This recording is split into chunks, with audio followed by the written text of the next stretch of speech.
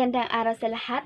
Sa pagtalakay ng aming isinagawang polyato o brochure, kami inyong pahintulutan na gamitin ang ating sariling wika, ang wikang Pilipino, sa pagpapaliwanag ng nilalaman ng aming ginawang polyato.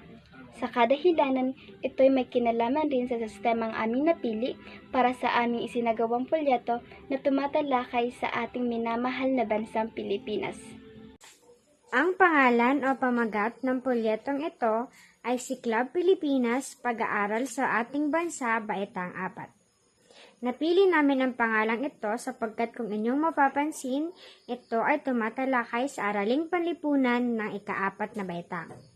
Ang Araling Panlipunan 4 ay tumatalakay o nakapokus sa pag-aaral patungkol sa bansang Pilipinas. Kung inyo ring mapapansin, ang disenyong aming ginamit para sa polyetong ito ay may kinalaman sa Pilipinas na angkop para sa aming tema.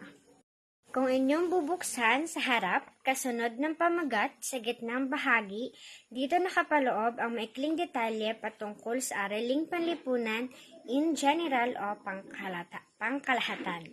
Nakuha namin ang impormasyong ito sa curriculum guide ng Araling Panlipunan. Dito nakapaloob ang kahulugan ng Araling Panlipunan. Dito binigyan namin kayo ng pasilip kung ano ang layunin ng pag-aaral ng Araling Panlipunan at kung ano-anong mga kasanayan ang maaari nating mahubog sa pag-aaral ng asignaturang ito. Sa kanang bahagi o gilid nyo naman makikita ang mga impormasyon patungkol sa Araling Panlipunan 4. Dito sinasabi na ang Araling Panlipunan sa ika-4 na baetang ay nakapokus sa pag-aaral patungkol sa bansang Pilipinas. Nakalahad din dito ang pamantayan sa pagkatuto sa baetang 4 at ang mga saklaw at daloy ng kurikulum sa baetang 4 ang bansang Pilipinas. Sa likurang bahagi, dito naman nakapaloob ang mga aralin na ating tatalakayin sa baetang 4 at ang maikling deskripsyon ukol dito. Sa unang unit, ang aking bansa, kabilang sa unang unit ang tungkol sa sariling bansa na kinapapalooban ng mga aralin hinggil sa kinalalagyan ng Pilipinas, mga uri ng hayop at halaman na naririto at maging ang populasyon ng Pilipinas.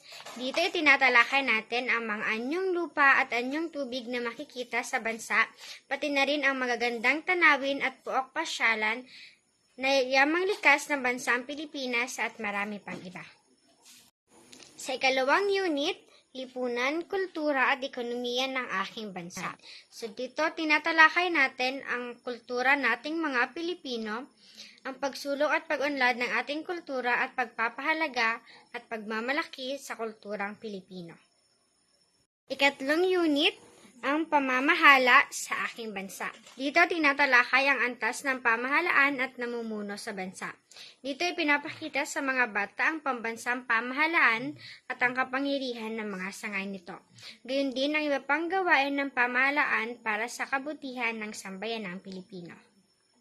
Ika-4 na unit, ang huling unit, ako sa pag-unlad ng aking bansa. Sa huling unit, ipinapakita at ipinapaliwanag ang pagkamamamayang Pilipino. Ang ating mga karapatan at tungkulin bilang isang mamamayang Pilipino at ang pagpapahalaga ng mamamayan at pagtataguyod ng pambansang kaunlaran. At doon nagtatapos ang pagtatalakay sa aming isinagawang brochure o polyeto na may pamagat na Siklab Pilipinas, Pag-aaral sa Ating Bansa, Baetang 4.